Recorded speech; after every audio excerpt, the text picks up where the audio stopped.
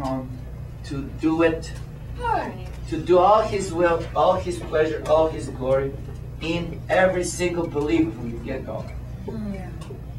And the first place He finds His pleasure is to take you, hold you, and nail it to Himself on the cross. And bury the ugly thing. And so when He was raised, He raised a new you. A new you. A new you. Yeah. And that's the new you that can have relationship with the Lord. The new you is made for God. He came to baptize, becoming one. The visual word is not just washing. Washing is not baptism. Washing you is not baptism. Getting you wet is not baptism. It's when one of the definition in Strong's Concordance for baptism is dye. You know, like a coloring process goes inside you, right? Like you put a garment in a red color, let's say red dye, it'll turn what? Red inside. It goes inside. Pickled. Come on. That's another concept, pickle, but the dye is where more common is there, but we don't even see that. It's not just washing it, you know, but putting inside of it something inside. That's baptism, becoming one.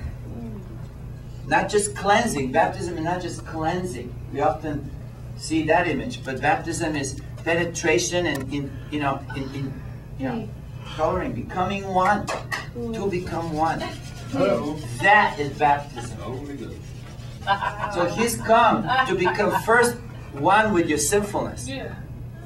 It's a guarantee that His holiness is going to be in you. First, you got to get that sinfulness taken care of. So He comes, the cross accomplishes that. He gets died with your death, with your garbage, with your in mind.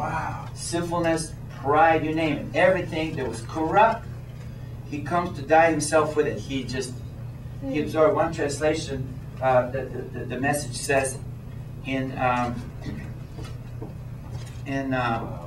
Galatians 3, it says, Christ redeemed us from that self-defeating cursed life by absorbing it completely into Himself. So the cross is absorption, a place of absorption. Not just a lonely hill where the one little Jew is being crucified. No, it's a place of absorption. The entire corruption of the human race became on display, absorbed. Wow. Completely into Himself. Now that it might take that kind of a mystical approach to see it. I don't know. Whatever it takes, it's certainly supernatural. You can ask the Lord to take you in the journey and see and explain to you. Well, completely Himself. But I'm raising right now. God is raising among you the preachers of the cross, of that kind of revelation. Not just the suffering side where we have to beat ourselves and kill ourselves slowly every day. No, that's not the visual of the cross. The visual of the cross that we're preaching is what He accomplished there. The corporate death for the entire human race. That aspect. I mean, I know there's sufferings that are part of it, and certainly there's sufferings in life, and this is obviously a part of it. But the focus of what we're saying is to see the grand, glorious accomplishment of Christ on behalf of the entire human race, so that we as preachers and teachers of the Word and workers, Christian workers, can work out of that point of view. You know what I mean? Yeah. Work from that point of view. It's a glorious point of view because it's already completed and you can impart it. Often there's sufferings just for the sake of impartation, because Paul was trying to impart that to an entire human race. It was completed, but yet he suffers so immensely because he has to impart it. He got it as a revelation, but then he had to impart it to a whole bunch of people from Syria and up, you know, all the way to the Macedonia and all the way to Rome at some points of the journey completely by himself. Left out and abandoned by even by close associates. Never mind the hostile, you know, that's where he faced death every day. You know, we apply that scripture, that dead as though like dying to self-death, but really that's not to do with that. Because he's facing life-threatening situation for the sake of imparting the revelation for the gospel, right? Yeah. And that is often very much suffering. Certainly to this day, you talk about it, you may get ridiculed or may mocked or some can even want to shut you up, whatever. I mean, there is suffering going on in that. However, the glory of what Christ has accomplished must not be murkied up by, you know, anything else. So we need to really get filled up to the fullness of the magnificent of the magnitude of what He accomplished, so that we could be filled with so much joy. Because actually, with great joy He endured the cross. What is the joy? Imparting it to us. Having sons and daughters that are separated, not through slow, murky, do-it-yourself process, but separated by His power from this world. You know, and separated to the point where they're no more relating to this world in a way that you used to. No more related to Satan. That relationship is broken, and you become truly His. His, fully His, not just part of you. Well, mentally I'm there, but emotionally I'm not. Or, well, my body's there, but my emotions are not. Or the other way around. Well, I feel that way, but my body is not keeping up. No, He came to all of you. Have all of you, all the time. All the time. All the time.